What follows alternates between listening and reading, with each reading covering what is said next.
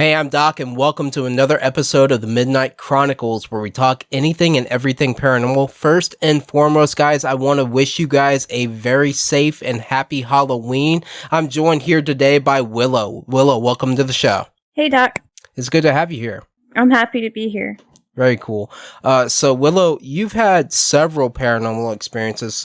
We've talked quite a bit about them in the pre-interview. So let's get started right off with your earliest memory of a paranormal experience.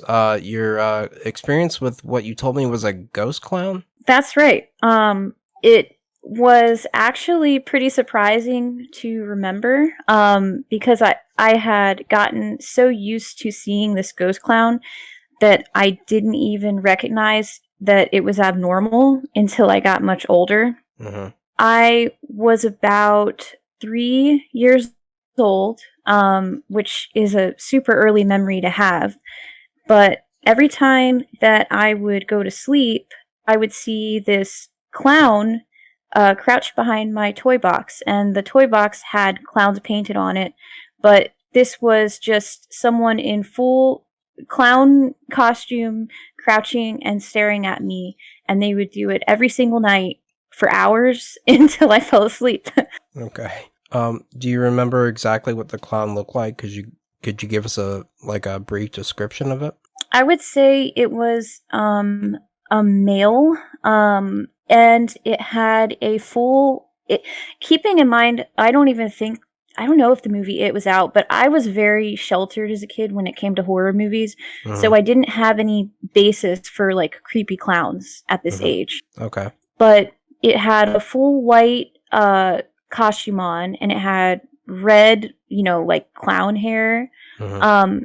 Didn't have like one of those red noses or anything. It would just sit there crouched behind that toy box, and it never got closer. I would just stare at it because I would feel like if I took my eyes off, maybe it would come closer. Mm-hmm. But it never did, and I still don't have an explanation. I had told my parents about it, and I guess they never did anything about it. They just assumed that it would go away, and it kind of, I guess I outgrew it or something. Okay. You said that they in the pre-interview, you said that they the only thing they really did was move you up to the top bunk, and it didn't change from there, did it? Yeah, that's right. I remember because I shared a bunk bed with my sister, and they moved me to the top bunk, and I remember asking her if she saw it as well. And she said, "Yeah, but it's okay. It won't hurt you. Just try to go to sleep." Okay, so your sister saw it as well. I guess so. Either she was trying to comfort me or she truly did see it, which wouldn't be surprising because both of my sisters had some pretty terrifying, paranormal experiences as younger kids. Okay. Can you recall anything that they had told you that they had been through as kids there at that same residence? I'm unsure for that residence because of the timeline. My parents divorced pretty young, so the only paranormal experience I remember there was specifically that clown. Okay. All right. And we'll get into it in a little bit, but after I moved out of my parents' house, we moved into the historical downtown Fredericksburg area. Mm-hmm. And I think being a Civil War town, with all of that death, I think it really kind of donated to all of the hauntings. Yeah, that's where I met you, was in Fredericksburg, and I'm a native of there as well, and yeah, I'm very well aware of the paranormal happenings of that town. So let's get into that, where you moved into there and you had some sort of unsettling experiences with some of your dolls or stuffed animals. So let's get into that. Yeah, which I think is one of your biggest fears is it is creepy yes. dolls. Yes. When I first met you, you told me that, and when you told me what you're about ready to discuss, when you told me that, yeah, I'm sure you can recall, it sent chills up my spine, and I didn't want to talk about it. You looked like you had actually seen a ghost. You got super pale, and you looked like you had actually maybe seen a ghost just by hearing it. Yes. So let's get into that. Tell me a little bit about that. Sorry. So around 4 I would say 5 years old at the oldest, we moved into this historical downtown townhouse, which is it was right off Princess Anne Street. Which, if you can remember, it's right near the train station downtown, and it's right in the thick of where all the battles happened in the Civil War. And so, keeping that in mind, like, the townhouse that we lived in always just felt a little off and kind of weird. And I became aware at some point that when I would be sleeping and wake up, that it usually at nighttime, like, I kept waking up at weird times, like 3 a.m., 4 a.m., stuff like that. And I would hear my stuffed animals talking around me amongst themselves. I can't exactly recall what they were talking about. I do remember at least 2 times specifically that they were just kind of talking about watching me in my sleep and, like, talking about me in my sleep. And obviously it was kind of unsettling. I was a very curious child, so I don't know how that didn't scare me. I imagine that would probably terrify you. Most definitely, yeah. Dolls, in and of themselves, I mean, they terrify me. Which is probably why when you first told me this story, the color probably drained out of my face, and It did. Yeah, I'm sure it did. I hate dolls, and the only time that I ever actually agreed to doing a paranormal investigation for dolls was for you and your kids. And we'll get into that later. But yeah, I wouldn't have done that for anybody else. So count yourself lucky. But yeah, that dolls themselves, yeah, they terrify me, and I won't go near a haunted doll at all. So I think the difference for me as a kid was that I didn't have a lot of group activities that I did, and I didn't have many friends because we were always moving around to different towns and stuff. So the only consistent thing I had were my stuffed animals. So I would spend like hours playing with my stuffed animals and my toys, and I really felt like essentially, as much as you could, that they were alive, you know? Yeah. I think that maybe, possibly, I gave some sentience somehow to them because of how much I, like, doted and, like, took care of them and things like that. And so when I did realize that my stuffed animals were talking, it actually kind of fascinated me because I was like, oh, well, maybe they are my friends. You know, maybe I actually could talk with them or something like that. And it didn't also sound malicious or anything. Just it kind of confused me and made me more curious.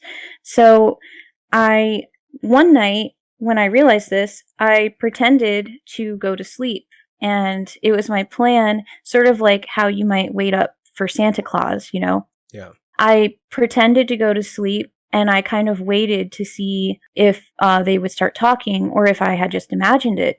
And sure enough, a little while after, I guess, whatever it was, thought I was asleep, I would hear my toys talking amongst each other. And I would lay there. And I can't, you know, it was so long ago, I can't recall it, like what was said. But I do know that when I kind of like stirred, you know, maybe coughed or something, and made it clear that I wasn't asleep, that I clearly heard one of the stuffed animals say, "She's waking up, be quiet." Okay. So that was scary. Yeah, I mean, yeah, even listening to that now, and you've told me the story several times, and listening to it now, yeah, it still makes my blood curdle a little bit. So makes me kind of curious about stuffed animals in general, you know, if it's an isolated experience or if that could generally just happen to anyone. Yeah, a lot of people, when they describe encounters with haunted dolls, a lot of the haunted dolls come from antique stores and thrift shops. And usually, at least it's believed that, you know, they're haunted by the spirits of the people that own them former. Given that it was stuffed animals, I can't see that being the case unless your parents somehow bought your stuffed animals from a thrift shop or an antique store or a used toy store. I know that, I know as far as most of them, I think they were new. Yeah. And I think, especially, which we'll get into later, but the experience that my daughter had with her stuffed animal, I think that maybe it really could be kind of the life that I gave them, because I was so I was kind of so introverted that I think I really gave like a spirit to them, because I just spent so much time, where maybe you would have been running outside. I'm not sure how you were as a child, but a lot of kids are going and playing outside and stuff, and I was just inside like playing with my dolls and my toys for hours. So there is a theory in the paranormal world where we can love something so much that we pass a part of ourselves into it and give it life in that way. I know that there are several haunted dolls that are believed to have become haunted that way, and they're not necessarily so much haunted, but more so their owners loved them so much that they passed a part of themselves into the doll or into the object itself, and then therefore give it life. It's not unheard of. Yeah, and I remember that after I kind of stayed awake to catch them talking, essentially. I don't know if it was maybe, and because I know there are some theories that children are, more receptive because they don't have this expectation that something isn't real. So they're just very open. Yes. And my mother she kind of rejected, she accepted paranormal stuff, but she was more likely to just kind of tell me, hey, that's not real, don't worry about it. So I think after that, I kept telling her that that they were talking, and I think that she kind of told me enough times, hey, that's not happening, that after I heard them say, hey, she's waking up, I didn't hear them talking anymore. So let's fast forward a little bit from there, and that in and of itself, that experience to this day still gives me the goosebumps. No pun intended. So let's fast forward a little bit there to when you were in your now apartment. I know that you've experienced some paranormal activity there. I have, and I've been here the last 10 years, and I would say that everyone that has kind of stayed here, they always tell me they have these really weird nightmares. And it's an apartment complex, so I'm unsure if it's, something that someone else is dabbling in, or just like the land, because still technically, Civil War land. But yeah, a lot of just really weird like night terrors. And with that, I know my daughter, I had to contact you because she started reporting to me, I think around, it was maybe 2 or 3 years old, that her stuffed animal was talking to her. Yes, I remember that. And that the stuffed animal, I believe it was saying mean things about me, which was kind of alarming. Yeah. And she actually seemed to not like it. She would tell me that it scared her and that she didn't like what it was saying. So I had to contact you. Yeah. That was, like I said, that was one of the, that was the one and only case that I ever accepted to do when it comes to haunted objects. Like I said, I don't like dolls. And it was very interesting to me because you said that this started after you had put the dolls into the bottom of a trash bag to be donated to the Salvation Army or something, right? That's right. I was just clearing up things. We had so many stuffed animals, so I put it in the trash bag, and I remember, I think she wanted it out. She wanted to keep that specific stuffed animal. And then she started reporting for the first time that it was like talking to her. And I mean, that in itself it was just, it reminded me of everything that had happened when I was a kid as well, which is, I think, when I first told you about that. Yeah. And you probably remember better than I do. I think that we ended up just putting the stuffed animal in the dumpster. Yeah, I don't remember exactly what you did with it. I know that you contacted me to come over and deal with the situation, and I had never dealt with haunted objects before. Like I said, I the dolls, just haunted dolls especially, I just don't do them. But given that you're have been a very close friend of mine, and I know I've known your children since they were in diapers. Yes, I did come over to help, and the only thing I remember was you told me that they were saying your children were saying that their stuffed animals had been saying some really nasty things about you in their sleep, and while they were trying to sleep, they were keeping your kids awake, and you needed me to help you with it. And so given my background in paranormal investigation, I came over, and reluctantly, and it was the only time, and as bizarre as it was, and I still remember it, I had stuffed animals in a lineup in That's front right. of me, You, in front of me, and I pretty much threatened them that they better knock it off. they better knock it off, pretty much. Yeah, and I think I remember. Yeah, it looked like a police lineup. You had a police lineup. It's the only thing I knew what to do, and I think after that you told me that things had calmed down, and you were able to actually get rid of them. You had, yeah. I luckily had already planned on donating them, but one specific one that she kept mentioning, that one got tossed because I did not want another person to inherit whatever that was. Do you remember what kind of doll it was? It was a stuffed animal, and I want to say it was white, but I can't remember exactly if it was like a bear or something. I think it might have been a white teddy bear. And I should clarify, all of the things that I experienced as a kid, they weren't from traditional dolls. They were like, one of them is my childhood teddy bear, which I still have, but ever since that happened, I stopped paying as much attention to it, and I also don't sleep with it in my room anymore. Okay. So I have no chance of, if something is going on with that, I won't experience that when I'm trying to go to sleep. But yeah. Did you pass that doll on to your children, or what do you? I did, and luckily they haven't reported anything. I guess I would heavily lean into, they didn't really pay much attention to it. Mm-hmm. They don't play with it often or anything, so maybe if there was anything in it, it wasn't getting the attention that it needed, so maybe it moved on. Okay.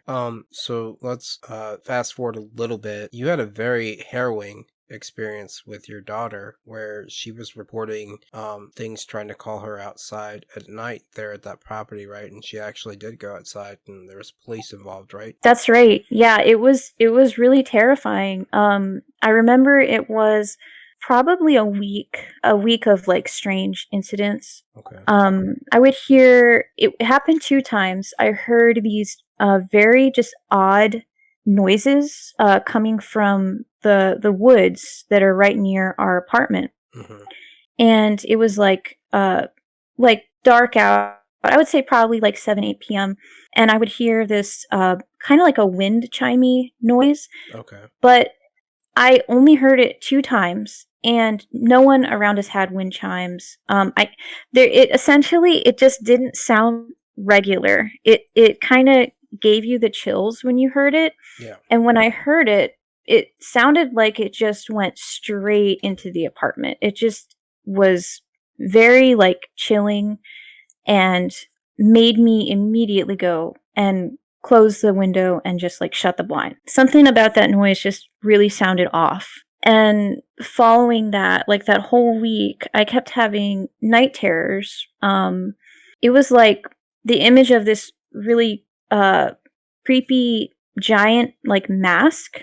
And it was like be beckoning me, and it wasn't nice. I can't describe it. But I kept having night terrors and could not sleep. So following all that, like, my daughter started saying, and she was 2 years old at this time, she started saying that someone was outside, and she it was very ominous. She didn't even say someone, she would say they want me to go outside, they are telling me to go outside. Okay. And that's really scary to hear as a parent, that anyone is trying to get your 2-year-old to go outside. So I did all the normal things. I made sure no one was like actually lurking out there, made sure it wasn't any human, and was extra cautious and things at night. And then one day I wake up, and it's about very early. I would say probably 6 a.m. Mm-hmm. And I realized that my daughter's not in her bed. So I go outside, because the patio door has been, it clearly wasn't shut behind her. And luckily, she's standing just a few feet away with a police officer. Someone had called and reported that she was just standing there. She still had her diaper on. She grabbed a blanket and a stuffed animal, and she was just standing there, and it's like cold. I think it was around October or November, so it was actually really cold. Mm-hmm. And she was just standing there, and she said that she was waiting for someone when they got to her. And it was pretty crazy. She said that someone had told her to go outside, and that she was standing there and she was waiting for them. Okay. And I have no explanation for that, because she didn't have, access to electronics where someone could have been talking to her like that or anything. And I don't know, can you make any sense of that? Or what do you think that could have potentially been? It's very hard to make sense out of that. Exactly what had been happening. I know that you had expressed that in old fables, in old lore, that fairies would do that, and I think in old war, changelings actually were responsible, or at least they were blamed for doing the same thing. But no, I can't make any sense of that. But yeah, myself, I had spent the night there. I don't remember any night terrors when I spent the night there. But I do remember there being like a darkness, Like a presence, yeah. Yeah, dark presence. Yeah. Yeah, and that's also been something consistent that I've experienced as far as the energy goes. That my mother is very sensitive to energy, and she has always said that there's always a darker, just like a presence. Yeah. Not a specific entity or anything like that, but it just kind of comes and goes. Yeah, and it's usually when I spent the night there, it was usually in that hallway, the hallway that leads back to the bedroom. Yeah, right to the back of that hallway is where I usually sensed it. There was I would agree. And that was actually specifically where one of those dreams happened, was that it was in that hallway, and at the very end of it was this giant, weird, creepy mask thing. Yeah. And it was like beckoning down the hallway. It was very creepy. Right. I think at one point you had called me because you wanted me to come over, and I think I did actually, to investigate what you were calling shadow entities outside. Oh my gosh, I remember. I actually was thinking about that this month, because I don't know, it just stood out to me. Yeah. It was so creepy. It was like I clearly saw a shadow of someone approach the window. Yeah. And the blinds are white, so when you approach it, you'll get, a dark shadow. You can clearly see that someone is there. And the height of this thing had literally had to been so tall, because it was like as tall as the top of the window. And I think the top of... How tall would you estimate? I mean, like 7 feet. Okay. At least, like, because it's a tall window. It's a ground floor one. Okay. So that, yeah, they would have to be 7 feet or like around there, like not any less. Yeah. And they would have had to have been like right up against the blinds, because of how shadows are the impression of them. Yeah. They were either way taller than 7 feet and far away, or way up close and like above 7 feet. Okay. And the woods behind your house, I know you called me a few times, and you mentioned that a little bit with your daughter's experience. You said that there was something back there in the woods, right? Yeah, that was always. Luckily, I've kind of lost that sense lately. I'm not as kind of like wary of them, but for sure, it was always very weird. I actually even put privacy film up just for that reason on that window, so that I couldn't look out and see those woods. What is privacy film? What do you mean that? Oh, it's yeah, just like a film that you can put on the window so you can't look out or in. Okay. Okay. Yeah. Yeah, and so those woods, I mean that was specifically where those wind chime sounds were coming out of.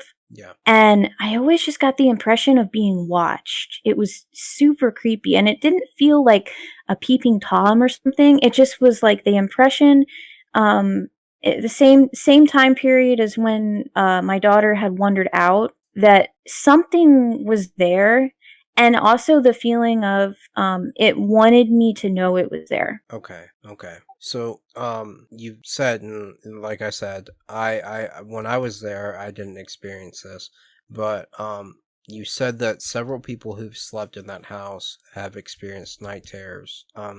Have they given you any descriptions as to what they've, experienced in their night terrors? Yeah, one of them, they experienced the same mask, that mask down the hallway incident. Mm-hmm. And that one was actually so bad that my friend ended up leaving, because like he literally couldn't sleep. So he opted to just go like sleep in his car, because Okay. he was like intoxicated, so he couldn't drive. So he just went and slept in his car, All right. because literally like every time he went to sleep, I would have to jar him back awake, because he'd start like screaming and stuff in his sleep. Oh. Yeah. And then I mean, I myself luckily haven't recently, but just a lot of really really weird nightmares.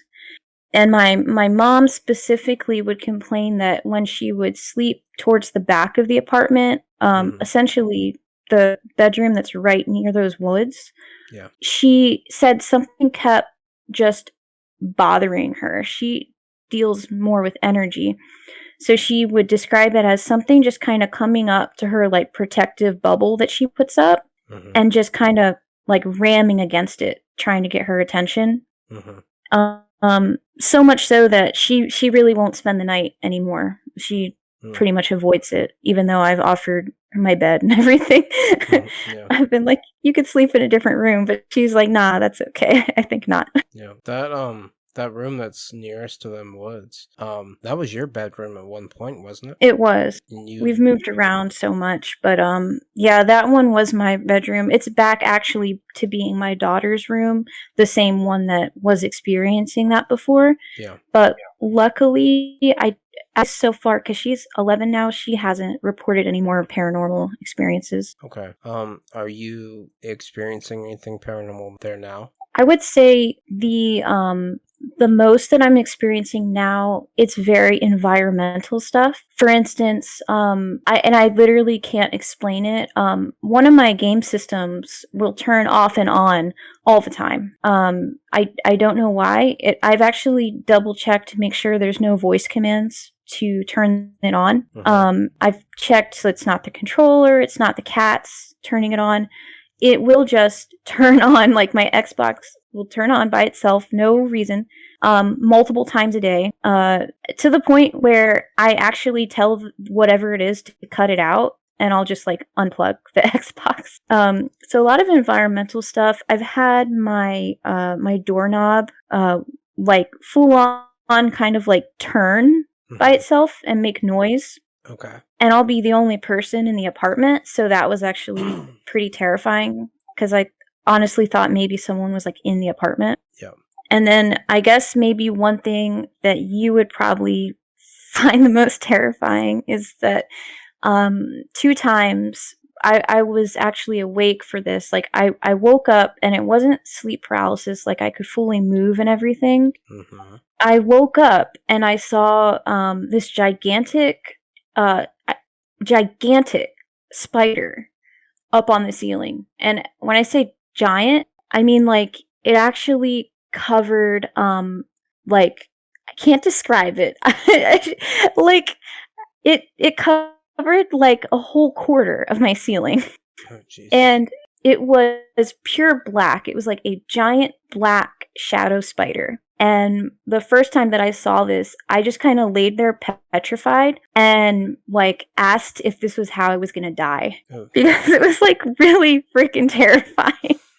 Well, no, that doesn't scare me quite so much. I actually like spiders. But yeah, that so you're saying that the activity is still ongoing. It is, yeah. It's still ongoing. Do you think it a little Do you think it influences you in any way? I wonder if it influences me or the kids, considering, you know, we've lived here almost their entire life. Yeah. And so I wonder, you know, if like their sleep is impacted by it or anything like that. They seem to be okay as far as nightmares go. Yeah.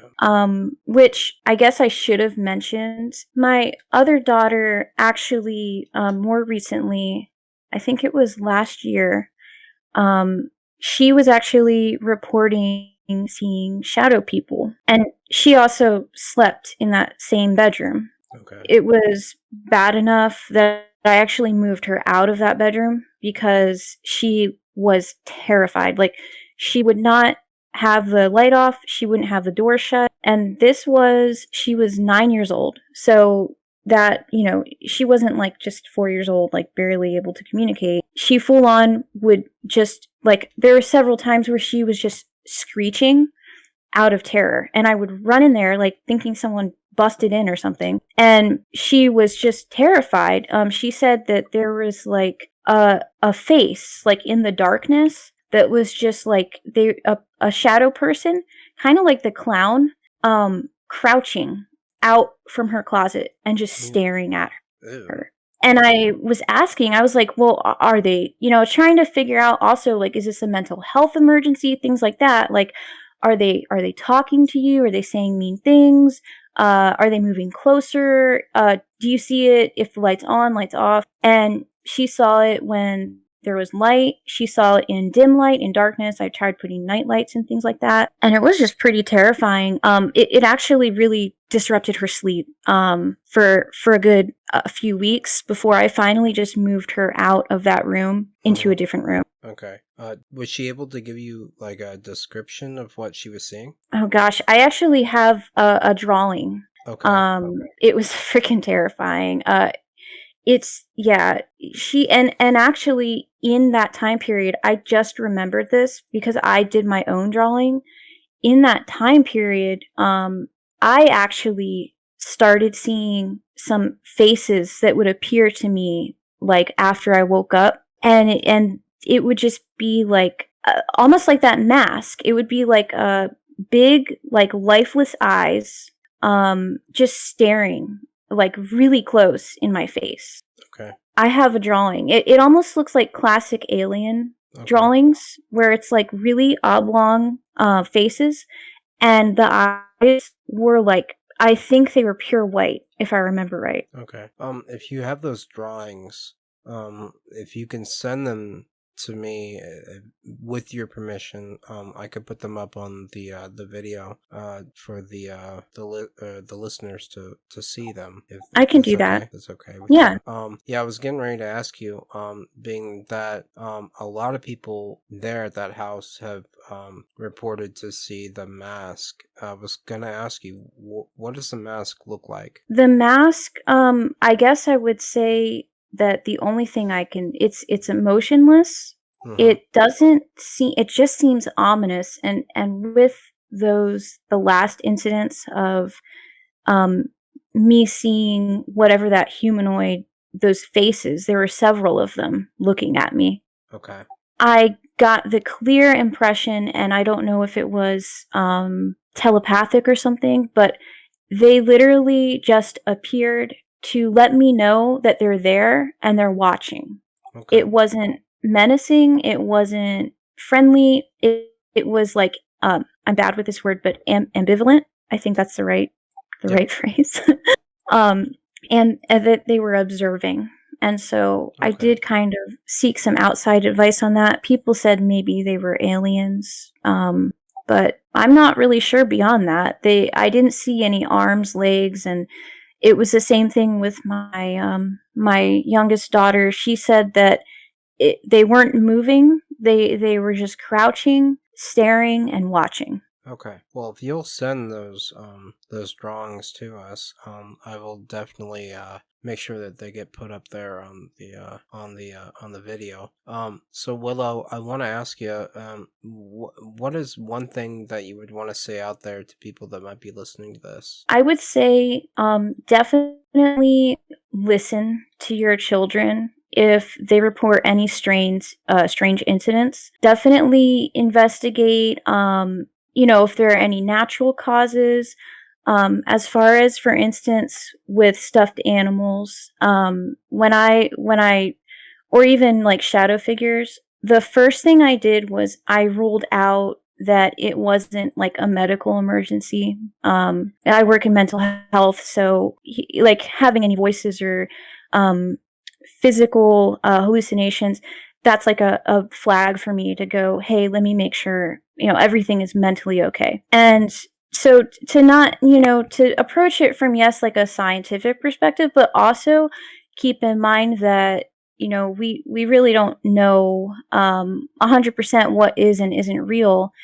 And given everything I experienced as a kid and my kids, and especially just in this one location, because this is all in the city of Fredericksburg that this happened, I would say just really keep an open mind. Pay attention if your child starts saying that their doll is talking to them, because you want to make sure that they're saying nice things and not mean things, And just, I don't know. I would be wary if you're going to go thrift shopping. Don't pick up any secondhand stuff, and also kind of just check out the history maybe of what you're getting. Okay. Well, Willow, it's been a pleasure to have you here on this show. I really do appreciate you being here. Thank you for having me. I really appreciate the platform to discuss all this. No problem. You're always welcome back. If anything else happens, just give us a call and we'll have you back on the show. All right. Thank you. No problem. And this has been another episode of the Midnight Chronicles. We'll see you guys back here again in a couple weeks. Thank you so much for tuning in. Happy Halloween and good night.